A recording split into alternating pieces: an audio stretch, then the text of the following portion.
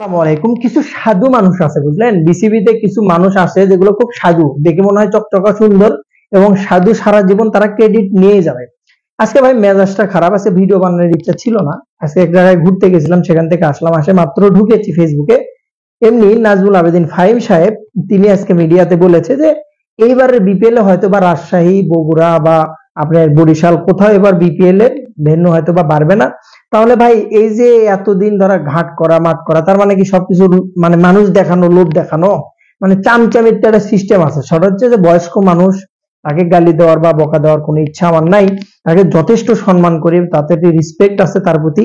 কিন্তু বিষয় হচ্ছে যে বিসিবিতে আসার আগে যে সম্মানটা ফাহিম সাহেবের ছিল, বিসিবিতে আসার পরে কিন্তু সেটা নাই। জেলাও কিন্তু সেই কদু আছে যে চাটা, হ্যাঁ, ওই যে চাটা শুরু করেছে, যেদিন থেকে চাটা শুরু করেছে ফাহিম সাহেব, এই চাটার পর থেকে কিন্তু জিনিসটা এলোমেলো হয়ে গেছে। আগে কিন্তু কোনো ক্রিকেটার খারাপ করলে, বিসিবি কোনো দুর্নীতি করলে ফাহিম সাহেবের কাছে কিন্তু মিডিয়া গেলে ধুয়ে দিত, অনেক কিন্তু কথা বলতো। যখন ফাহিম সাহেব নিজেই আসে চাটা শুরু করছে, তখন যায় কিন্তু সে আর কিন্তু তার বিসিবির বিরুদ্ধে আর কিন্তু কথা বলেন। এই জিনিসটা যদি আপনি ফলো করেন, এই ফাহিম সাহেব আজ থেকে 3 দিন আগে যে কথাটা বললো যে আমরা সর্বোচ্চ চেষ্টা করছি একটা ভেন্যু বাড়ানোর জন্য এবারে বিপিএল এ, আজকে পোল্ট্রি খায় পোল্ট্রি মুরগির মতো আজকে বলছে কি যে আজকে বিপিএল এ কোনো ভেন্যুই বাড়বে না। তো ভাই এই নাটক, তার মানে আমার হিসাব যেটা দাঁড়ালো, সমীকরণ যেটা দাঁড়ালো, সেটা হচ্ছে যে বিপিএল এ আসলে ভাই কোনো বালটাল বাড়াবে না, আজারে বালবকে লাভ হবে না, যে লাউ সেই কদুই হবে। একটা উন্নয়ন হতে পারে, সেটা হচ্ছে বিপিএল টা যদি আপনি বিদেশি কোনো অর্গানাইজেশনের হাতে দেয়, সেটা যদি আবার আইপিএসির হাতে দেয়, তাহলে আকাশ ভরা তারা কোন মারা কিন্তু সারা হয়ে যাবে। সেটা যদি একমাত্র আইএমজি বা অন্যান্য বড় যেগুলো আছে এগুলো দিচ্ছে, কিন্তু আইপিএসি যদি দেয় তাহলে আকাশ ভরা তারা দেখায় কিন্তু বিপিএল এর আরো ফোন মারে দিবি। কারণ লঙ্কা প্রিমিয়ার এর অলরেডি কিন্তু ফোন মারা প্রতি বছরই কিন্তু তারা মালিকানা চেঞ্জ করে। তো বিপিএল এর এবারের উন্নয়ন যদি আপনি দেখেন, শুধুমাত্র মালিকানাটা বা আপনার অর্গানাইজেশন যেটা, এটা কিন্তু চেঞ্জ হতে পারে।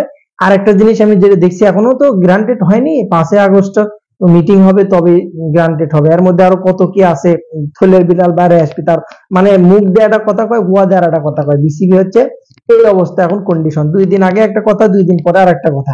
মানুষের কত একটা আশা ছিল যে এবার হয়তো বা বিপিএল টা ভেন্যু বাড়বে, প্রত্যেকটা জেলাতে যাবে, যেভাবে মিশন শুরু করছিল বুলবুল সাহেব। তো জেলাও সেই কদুই, এত এত মিশন, মানে গদিতে আসে একটা ঝাঁকা নাকা দিল, যে ঝাঁকায় দেওয়ার পর বাংলাদেশের মানুষকে দেখালো যে না, আমি কাজ করতে আসছি, দেখেন কি করতে পারি। হ্যাঁ, ঠিক আছে যে এটা আমি মানি যে অল্প সময়, কম সময়, এত কম সময়ের জন্য একটা ভেন্যু আপনার হচ্ছে যে তৈরি করা যায় না, বিপিএল এর জন্য প্রস্তুত করা সম্ভব হয় না, অনেক কঠিন হয়। কিন্তু আপনি আশ্বাস দেন কেন? বিষয় হচ্ছে যে আপনি বলেন যে না, এবারে বিপিএল না, আমরা পরের বিপিএল এটা করব, কিন্তু আপনি কিভাবে গ্রান্টেড দিয়ে আজ থেকে 2 দিন আগে মিডিয়াতে বলেন যে আমরা ভেন্যু একটা বাড়াচ্ছি, আজকে বলতেছেন কোনো জায়গাতে ভেন্যু বাড়বে না, কোথাও বিপিএল টেনে হবে না। তাহলে এটা কোন ধরনের আচরণ?